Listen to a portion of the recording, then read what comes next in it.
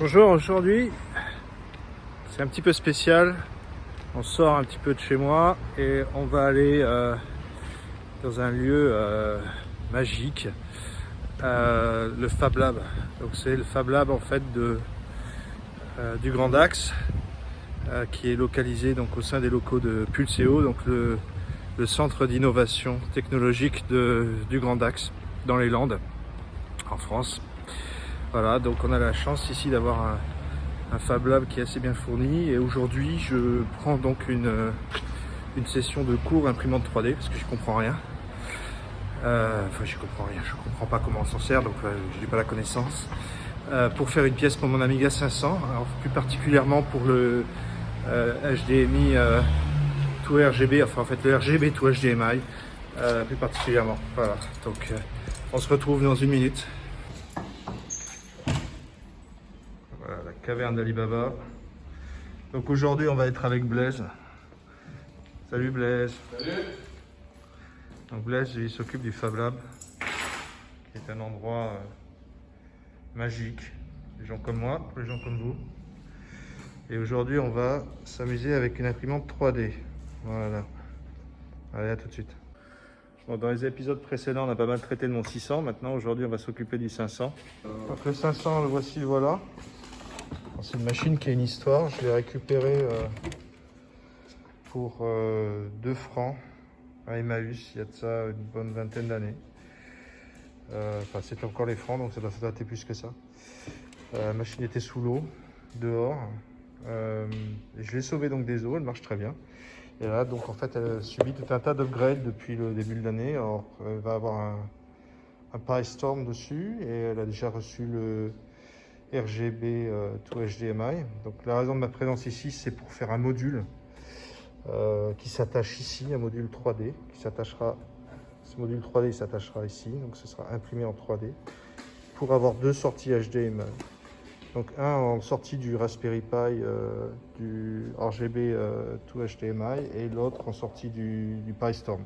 Voilà. Ouais, donc là, ça c'est l'intérieur du 500. Donc là, on voit le Raspberry Pi 0. Alors je suis désolé, hein, sur YouTube, tous les mecs, ils ont des soudures qui sont jolies. Moi, mes soudures, elles sont vastes qu'elles valent. Elles sont pas terribles, je sais, mais ça marche. Donc on va faire en sorte que ça se passe bien. Là, en fait, ce qui se passe, c'est que j'ai un câble comme ça, qui n'est pas spécialement pratique pour la sortie HDMI. Du coup, j'ai commandé ça. Et ça, c'est en fait des nappes souples. HDMI. Donc il y en a une qui va bien pour le Raspberry Pi 0, qui en fait se plug sur Denise pour convertir le signal RGB en HDMI. Et l'autre, c'est-à-dire ce câble-là, qui va aller se plugger sur le Raspberry Pi 3A+, quand j'aurai le PyStorm, qui arrivera dans le courant de l'été. Voilà. Sinon, il y a une nappe dégueulasse. Ici, ça aussi c'est dégueulasse, il va falloir le refaire, ça soit un peu plus propre. Le reste, la carte mère est assez nickel. À noter pour les puristes que c'est une carte mère révision 8A, voilà, qui n'a pas été upgradée. Donc ça fera peut-être partie d'un autre projet. Donc en impression 3D, il y a 2 principaux filaments, l'ABS ou le PLA. Ouais. Le PLA, c'est un filament à base de maïs qui est biosourcé. Donc il est un petit peu plus éco-responsable, disons. Ok. Et l'ABS, c'est un plastique qui est plus conventionnel. C'est le plastique habituel de toute façon, Ouais. l'ABS qu'on retrouve un peu partout. Pour quoi. les boîtiers, Ouais. pour les cadres d'écran. En fait, c'est que l'imprimante sur laquelle on imprime en PLA, là pour l'instant, elle est en train de faire une grosse impression de 24 heures. Donc on en a une autre PLA, mais elle a une buse de 1 mm de diamètre, ce qui fait que c'est pour des impressions pas précises. Donc comme ça, là, l'ABS nous permettra d'avoir une bonne précision. Donc les prérequis, c'est quoi? Il faut un fichier STL qui est designé donc au préalable sur un logiciel de CAO, c'est ça? C'est ça, ouais. Donc moi j'arrive avec mes petits fichiers parce qu'il y a la communauté qui nous a déjà mis en ligne tout ce qui va bien. Donc, c'est ça, il faut un fichier STL. Si donc... tu les retrouves pas, je les ai sur mon PC. Ouais, parce que Je te les envoie tout de suite. La barre de recherche fonctionne pas du tout. Donc PLA, c'est ce que tu m'as expliqué, c'est un type de câble, un type de filament. L'épaisseur, donc là 0,4, c'est ce qu'ils disent. Je suis pas sûr que ça soit rapport avec le filament, je sais pas. Enfin bon, ça c'est des exemples, je pense, de configuration. Alors 0,4 mm, c'est le diamètre de la buse. Voilà. 0,2 mm, c'est la résolution du filament. Ouais.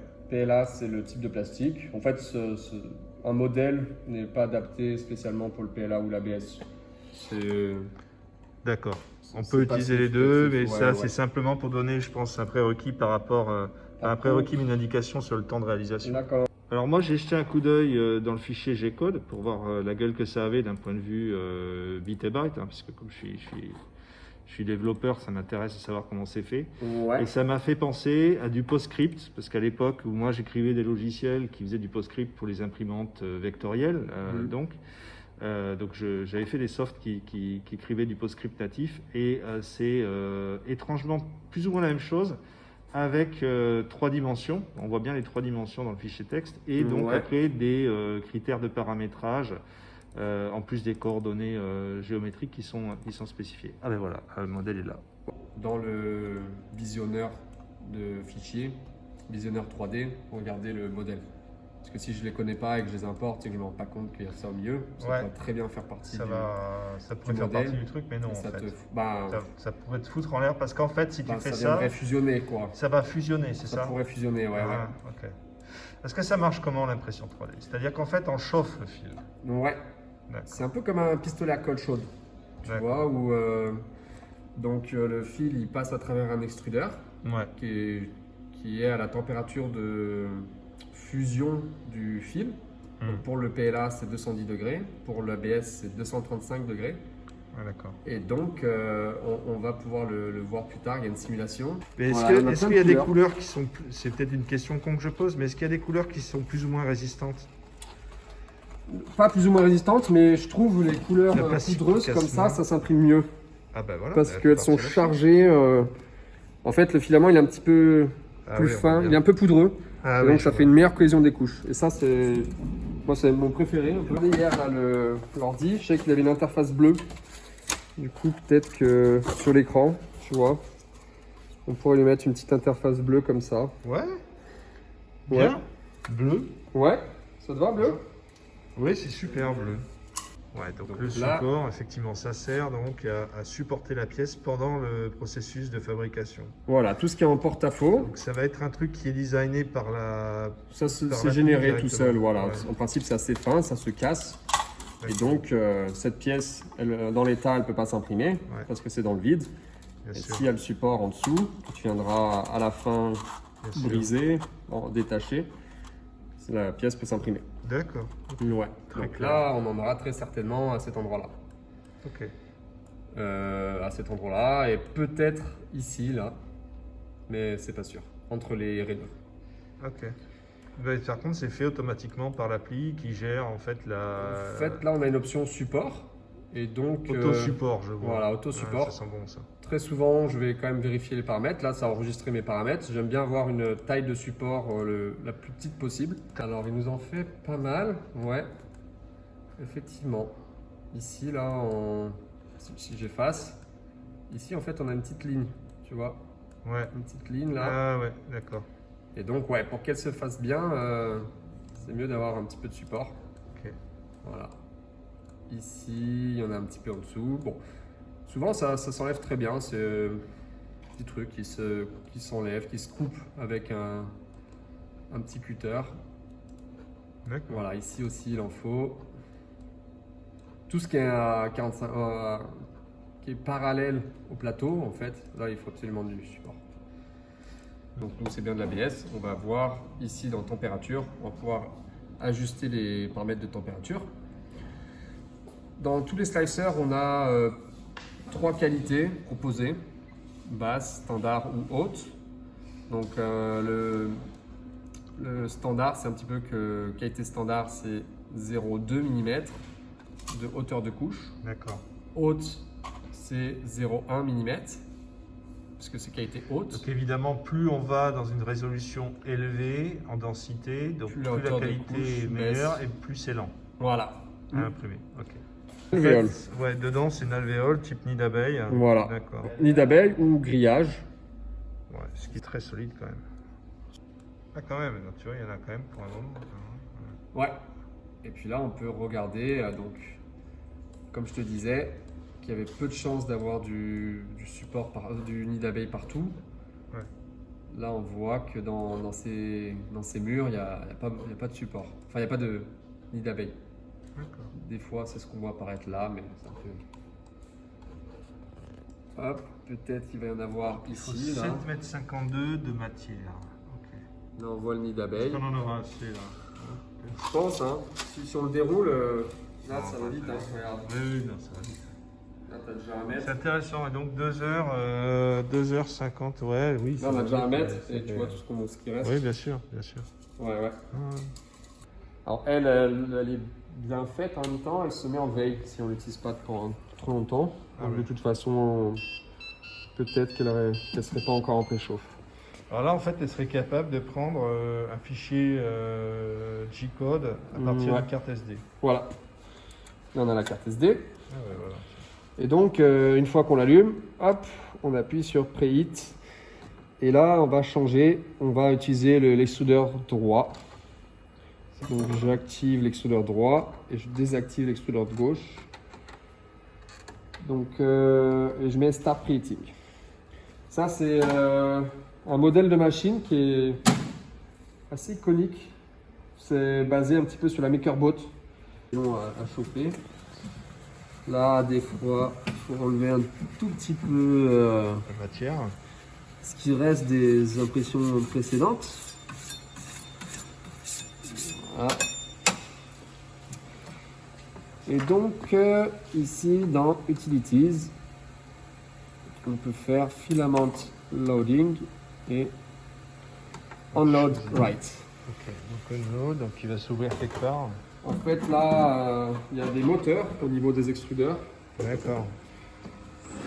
Donc là, il est en train de dérouler, on ne le voit pas, mais... Ah, d'accord, le fil passe par le machin noir. Là. Voilà, ouais.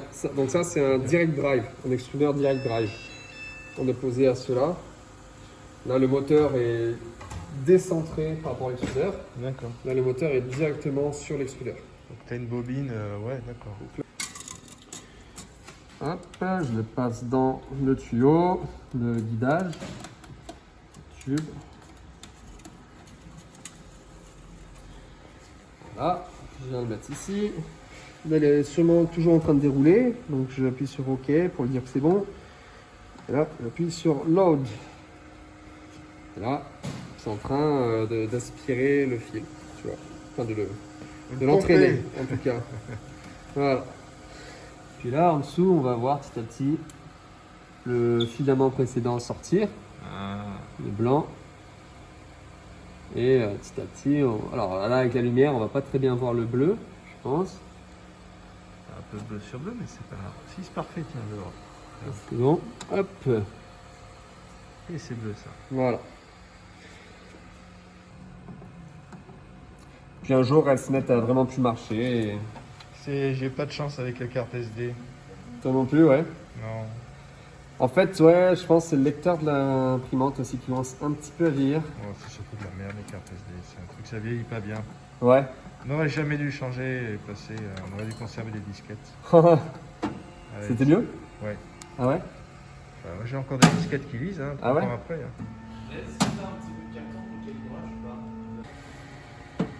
Pourcentage d'achèvement. Alors, Ça est-ce imprime que... ou pas? Ah ouais. Oh là là. Donc là, c'est à 230 et 235.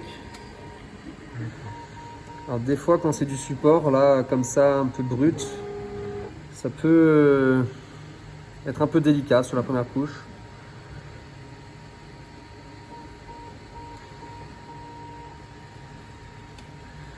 On va voir si le support va tenir.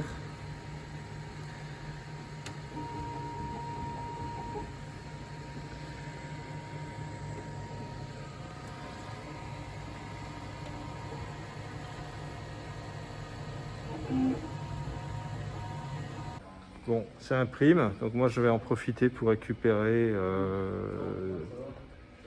un peu de mousse parce que j'ai une idée là pour l'Amiga 600 et potentiellement aussi pour le 500. Je vais regarder ça tout de suite. Ah ok, c'est bon, je vais. J'ai mis 3 couches de début ou quoi? Bon, ça y est, j'ai une idée. Je vais mettre ça dessous là. Et je vais faire la même chose pour le 600 à la maison. Voilà. J'espère pas d'ailleurs parce que ça sert à rien de faire ça.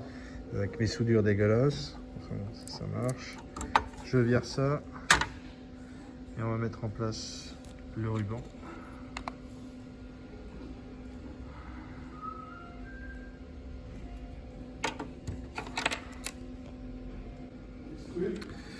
Bon, il faut retailler un peu.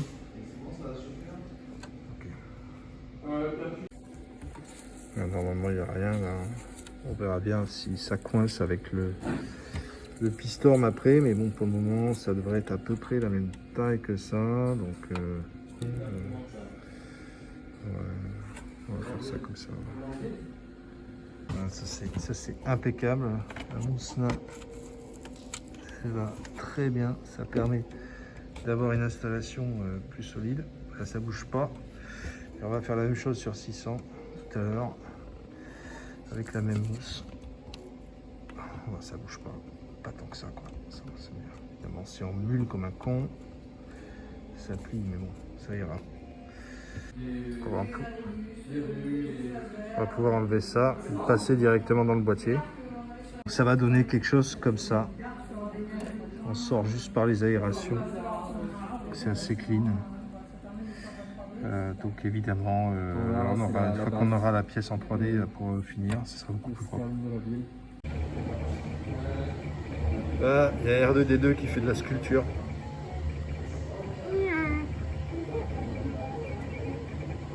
Génial. Ah bah, ça va quand même nickel. Ça se met super bien. Ouais, ok, c'est bien positionné. Bon, ça doit aller.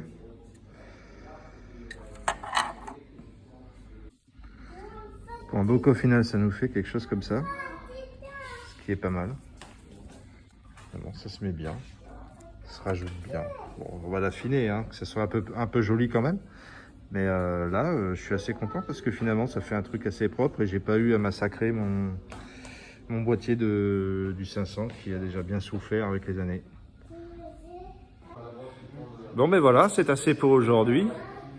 J'ai ma pièce pour le HDMI sur le 500, donc je suis super content. Un grand merci au Fab Lab de Pulseo, donc le Fab Lab du Grand Axe. C'était vraiment une bonne expérience et puis je vous encourage à prendre contact avec vos Fab Labs locaux pour faire la même chose. Allez, bisous!